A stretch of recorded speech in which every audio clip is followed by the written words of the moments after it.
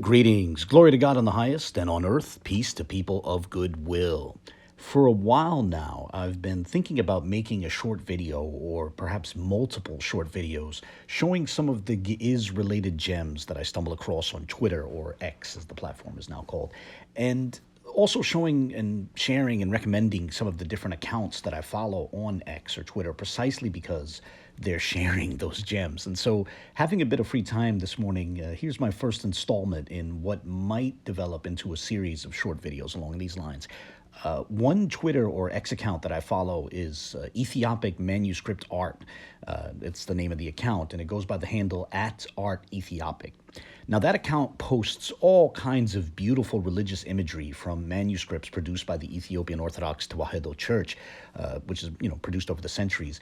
And the tweets or the X's that it puts out often couples the images with playful humor, and other times it'll share some Ge'ez text which is relevant to the image. So with that, in the tweet on your screen, which is from last May, the person who runs the account posted English text which reads as follows: "A seraph guards you with a flaming spear of fire, and Enoch the scribe smelled your perfume, O Mary, unwithering flower of the tree of paradise." And that text was coupled with this beautiful image. And then after posting that image in a follow-up tweet, the same account provided the Ge'ez text, which was behind that English address, which was shared in the first tweet. And so in this short video, I just wanted to look at that last line of the Ge'ez text. Mariam za'ititnegafī.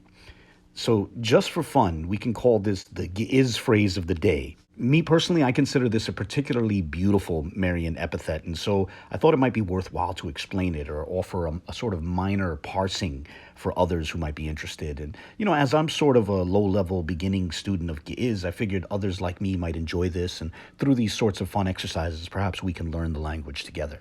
So, removing Mary's name from that line, here's what she was addressed as. Za'ititnegafī.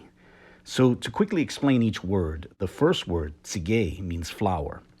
The second word, itz, means tree, just like the Hebrew word etz.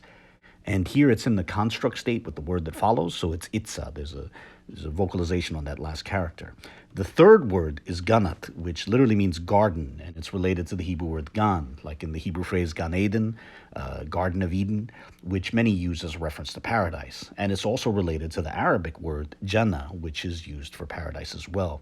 And then we come to the last word, Za'ititnegafī, which I would describe as having three component parts insofar that there are two prefixes on this word. The first letter, or the first prefix, is the relative pronoun, za, which means which, or that which is. Then the second letter, or the second prefix, is the negation, e. And then what remains is a verb from the nagaf root. I guess we could call it the ngf root, similar to like in Hebrew characters, we'd say the nun, gimel, fe root, right? And in Ge'ez, it gives rise to verbs which mean to shake off, or as per the translation of the account that provided this text and that beautiful image, to wither. The verb by itself is in the passive feminine singular imperfect, and if I understand it correctly, that last letter being vocalized, fi, implies that it's in the second person feminine singular. So this construction by itself, titnegafī, might mean you, feminine, will be shaken off. But with the negation, it's you will not be shaken off. And then with that relative pronoun, it's you who will not be shaken off. Or more figuratively, if we sort of rendered in the third person, that which will not be shaken off. So putting it all together, tzige itzaganat za'ititnegafī, flower of the tree of paradise, which will not or cannot be shaken off. Or as the person who posted it rendered it, unwithering flower of the tree of paradise. And as I alluded to at the outset, I love the idea of Ethiopian Christians addressing Mary with such a beautiful phrase. And I think those of us who are members of other churches might do well to contemplate such and perhaps even consider adopting it or something along those lines. Perhaps it can inspire us to think of similar things. But with that, I'll close this short video here. I hope others found it interesting. I hope you found it as interesting as I do.